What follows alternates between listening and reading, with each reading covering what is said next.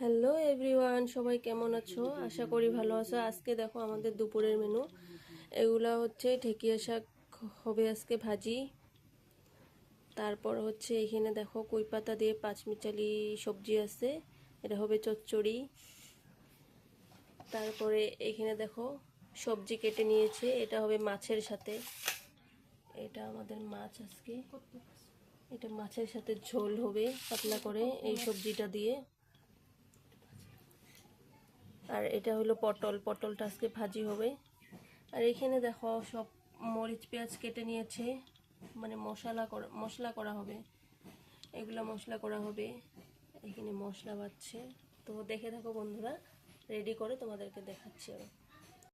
So বন্ধুরা দেখো এখানে শাক ভাজি হয়ে গেছে, এদিকে পটল ভাজি আর ভেন্ডি ভাজি হয়ে গেছে। আরও দেখো মাছের তরকারির জন্য মাছটাও ভাজি হয়ে গেছে, দেখেছো? এবার দেখো এই কই পাতা আর পাঁচমিশালি সবজিটা এবার রান্না হবে, বসিয়ে দেবে। এখন তেল দিয়েছে কড়াইতে।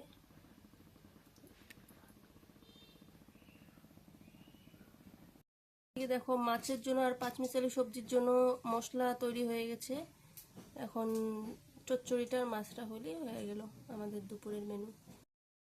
দেখো গাইস, আমাদের এই যে কই পাতার চচ্চড়ি হয়ে গেছে, কেমন হয়েছে বলে দিও। এখানে হলো মাছের জন্য মাছ রান্না হবে এবার।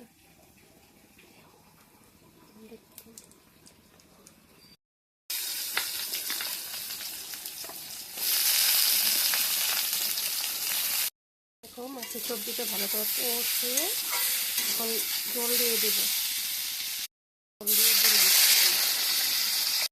দেখো বন্ধুরা, আমাদের মাছের ঝোল তৈরি হয়ে গেছে। এই যে দেখো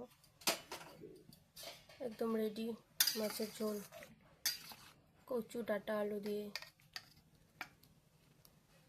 কেমন হয়েছে বন্ধুরা, তোমরা সবাই জানিয়ে দেবেন কমেন্টে। আজকের মতন টাটা, বাই বাই।